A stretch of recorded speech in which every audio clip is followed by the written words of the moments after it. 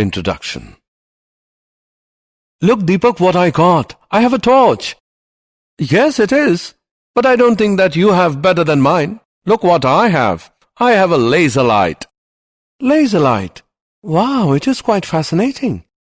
You know, my father gifted me on my birthday. My father told me that this light is very dangerous for eyes. But how does a light can harm our eyes? Actually, it is a light of narrow frequency, and light has its application in the field of physics.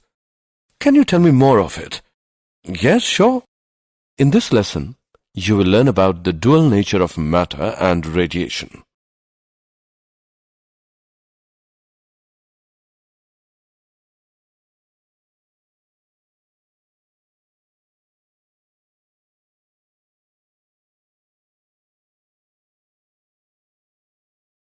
Objectives.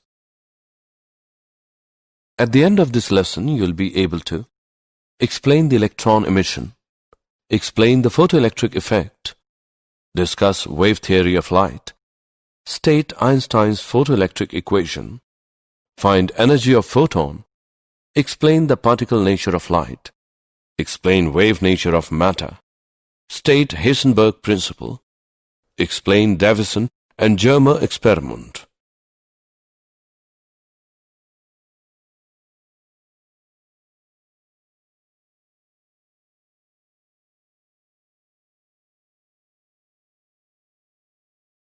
Electron emission. In some solids called metals, the electrons, particularly outer ones, are so loosely bound to their parent atom that they can easily move from one atom to the other and move about in the solid. These electrons are called free electrons as they are free to move inside the solid but cannot leave the solid on their own. These electrons are held inside the metal surface by the attraction of the ions and of surface forces. Thus, these electrons require a certain amount of energy in order to come out of the metal surface. The minimum amount of energy required to emit electrons out of the metal surface is called the work function, phi0 of the metal. This minimum energy work function required for electron emission from the metal surface can be supplied to the metal in any of the following ways. Field emission. Electron can be made to leave the metal surface by applying strong electric field. Thermionic emission. By heating the metal, sufficient thermal energy is received by the free electrons to overcome the attractive pull of metal surface. Photoelectric emission. Free electrons from the metal can also be released by supplying energy to them in form of light.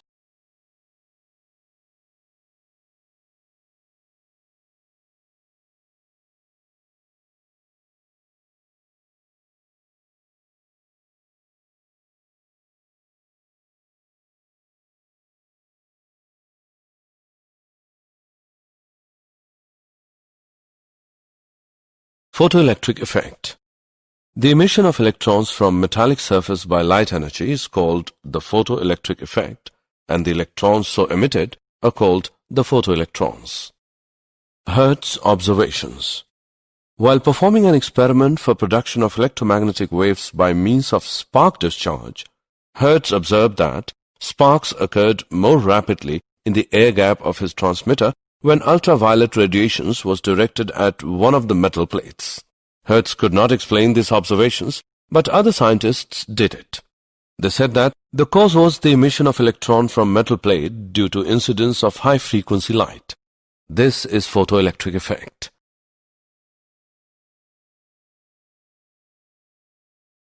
Hallwach's and Lenard's observations.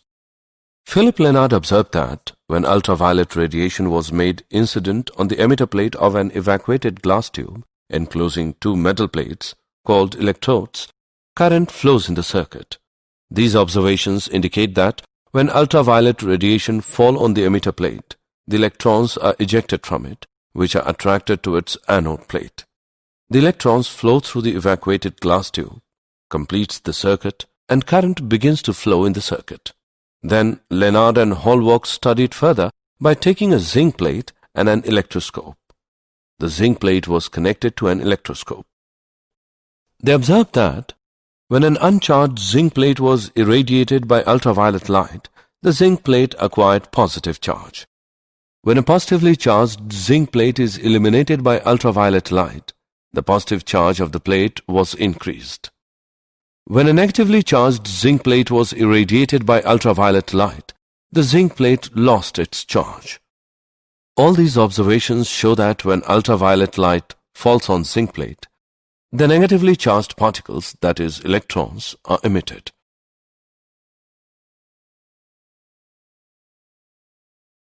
Experimental study of photoelectric effect, apparatus and circuit. The tube containing two electrodes, P and Q, has a side window of quartz to permit ultraviolet rays for the experiment. A source of radiation is suitably placed in front of the window such that the radiation falls on Q. P and Q are connected to a voltmeter with zero center. To provide the necessary voltage, we have a high-tension battery B connected to across a potential divider arrangement Mn with a key K. Effect of intensity of light on photocurrent. The photoelectrons emitted per second is directly proportional to the intensity of incident radiation.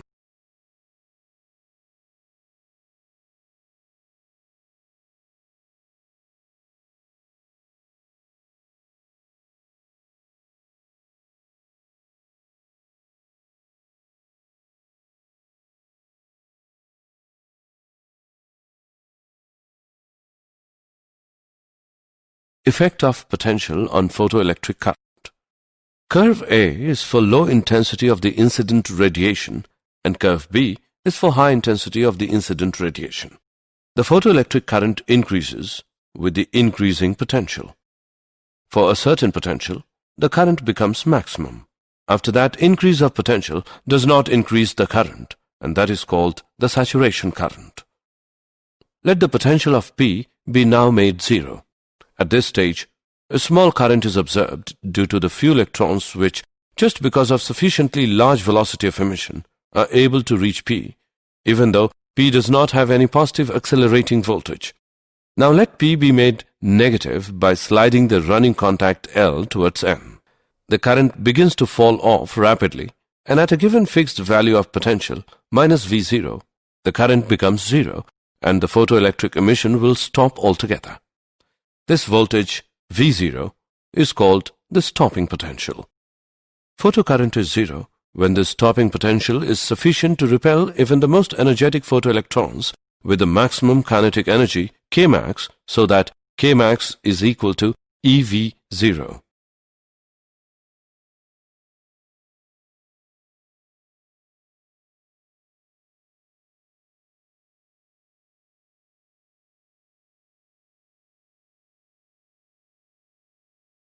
Effect of frequency of incident radiation on stopping potential. Photoelectric current remains unaffected by change of frequency, but stopping potential increases with increase of frequency of incident light.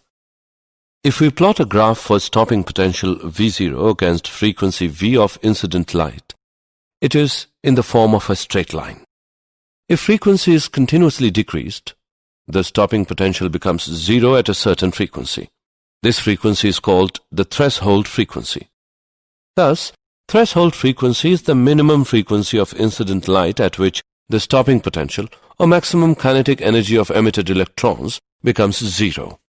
If the frequency of incident light becomes less than the threshold frequency, the photoelectric effect does not occur.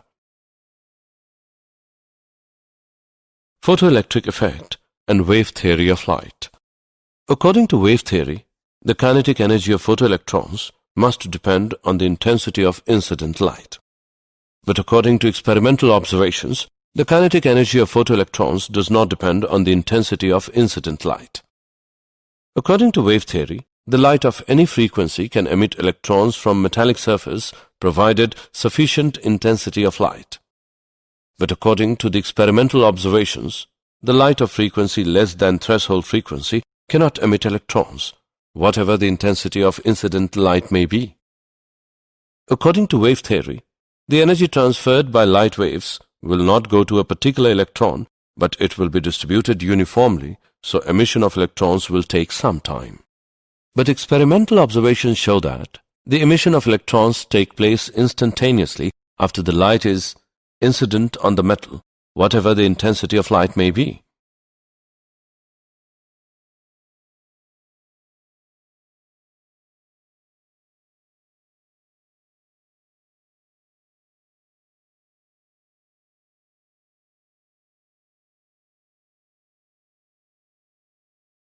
Einstein's photoelectric equation.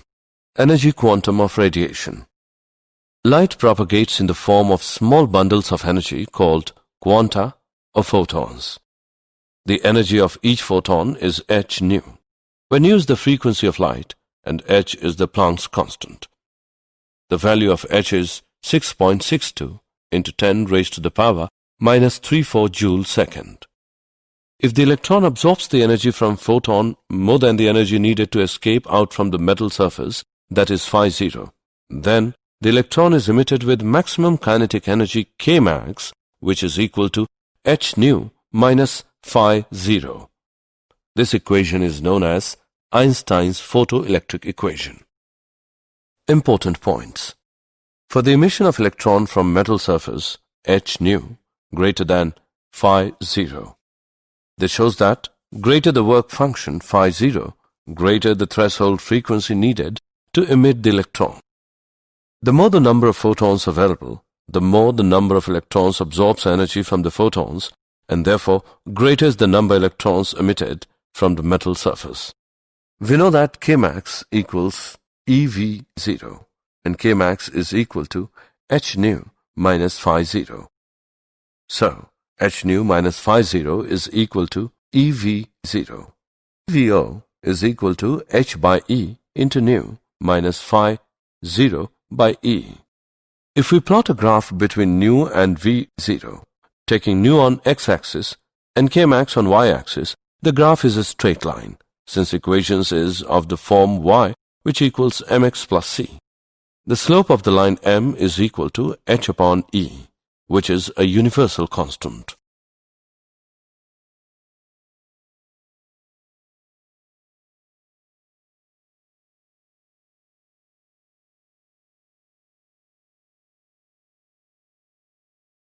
Example. If light of wavelength 4000 to 950 angstrom is viewed as a continuous flow of photons, what is the energy of each photon in eV? Given Planck's constant h as 6.6 into 10 raised to the power minus 34 joule second. Solution. The energy of photon can be found by E as h nu, E equals hc by lambda, name it as equation 1. C is the speed of light, which is 3 into 10 raised to the power 8 meter per second. From equation 1, E equals 6.6 into 10 raised to the power minus 34 into 3 into 10 raised to the power 8 by 4950 into 10 raised to the power minus 10 joule. After solving, we get E as 4 into 10 raised to the power minus 19 joule. It can be expressed in eV, E as 4 into 10 raised to the power minus 19 by 1.6 into 10 raised to the power minus 19 eV. E is equal to 2.5 eV. Particle nature of light, the photon. The photoelectric effect supports the Einstein's quantum theory of light, which states that the light in interaction with matter behaves like bundles of energy, each bundle being called a photon. The photon picture of light can be summarized as, when radiation interacts with matter, it behaves as if it is made up of particles called the photons. The energy of each photon of frequency nu and wavelength lambda is E as h nu, which is equal to hc by lambda. The momentum of a photon p is equal to h nu by c, which equals h by lambda, where c is the speed of light. All photons of a given frequency have the same energy E, which is equal to h nu. The photons are electrically neutral, so they are not deflected by electric and magnetic fields. In photon-electron interaction, the total energy and total momentum are conserved. However, the number of photons may not be conserved in a collision because the photons may be absorbed and new photons of different energies may be created, so that total energy may remain constant, that is h nu, which equals h nu 1 plus h nu 2. Wave nature of matter. In 1924, Louis de Broglie proposed that material particles in motion behave as waves, and the wavelength associated with the material particles is given by lambda is equal to h by p, which equals h by mv, where p is equal to mv is the linear momentum of the moving particle. This is called de Broglie hypothesis. The momentum of the photon is p is equal to h by lambda. This gives wavelength lambda as h by p. Therefore, de Broglie proposed de Broglie wavelength lambda is equal to h by p, which equals h by mv. If k is kinetic energy of material particles, then the relation between momentum p and kinetic energy k is k as 1 by 2 mv square, which is equal to 1 by 2 into m into p by m square, which equals p square by 2m, or p as square root of 2mk. Hence, de Broglie wavelength lambda is equal to h by square root of 2mk, name it as 1. If v volt is the accelerating potential of electron, then k is equal to ev from equation 1. Lambda is equal to h by square root 2mev.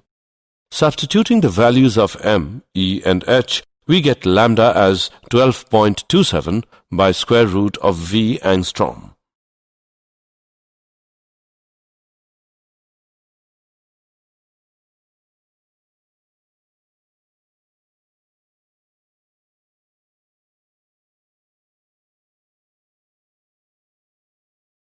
Example. Calculate de Broglie wavelength associated with electrons accelerated through a potential of 5 kilovolt. Solution. Given V is equal to 5 kilovolt, which equals 5000 volt. From the formula given below, we can find the de Broglie wavelength. Lambda is equal to 12.27 by square root of V angstrom. Lambda plus is equal to 12.27 by square root 5000 angstrom, which equals 0.173 angstrom.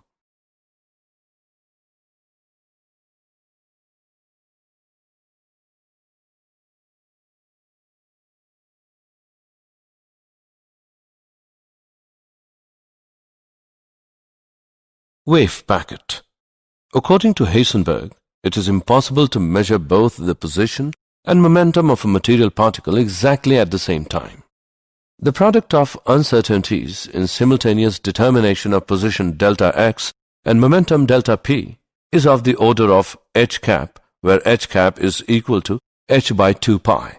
Delta x into delta p approximately h cap.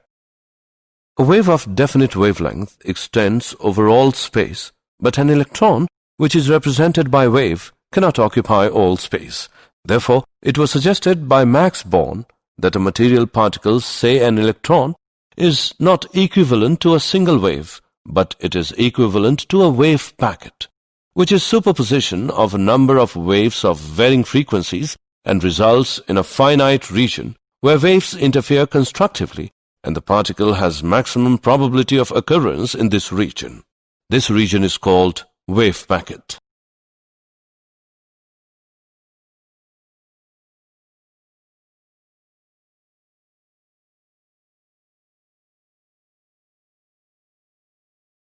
Davisson and Germer experiment.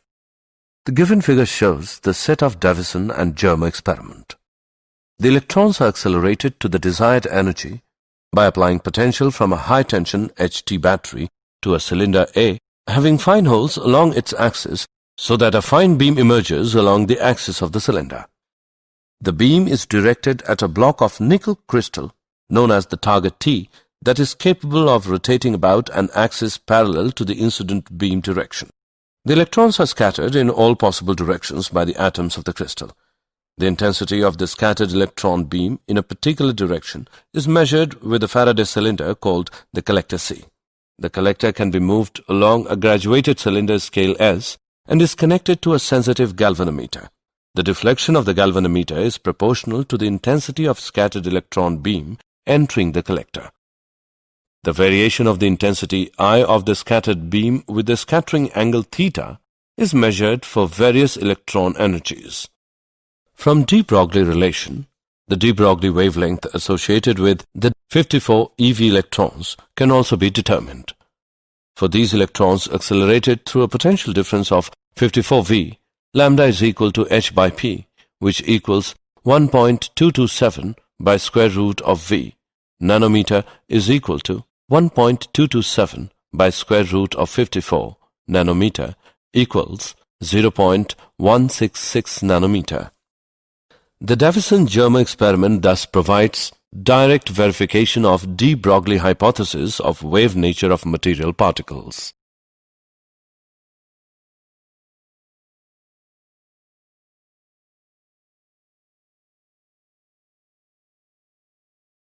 Did you know?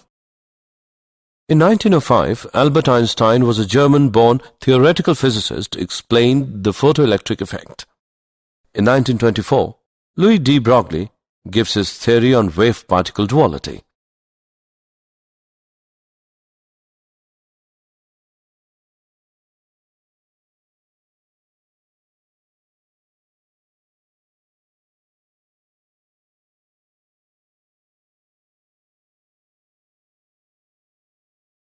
Summary. Let us summarize what we have learned. The minimum amount of energy required to emit electrons out of the metal surface is called the work function phi0 of the metal.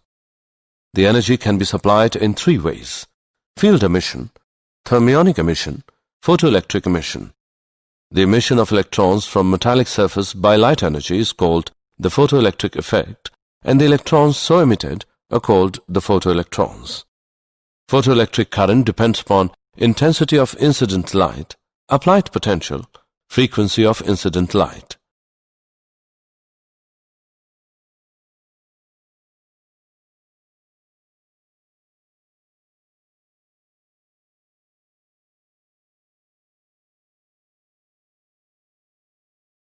Einstein's photoelectric equation. Kmax is equal to h nu minus phi 0, where Kmax is the maximum kinetic energy. Nu is the frequency of light. Phi 0 is the work function of the metal surface. Einstein's quantum theory of light states that the light in interaction with matter behaves like bundles of energy, each bundle being called a photon.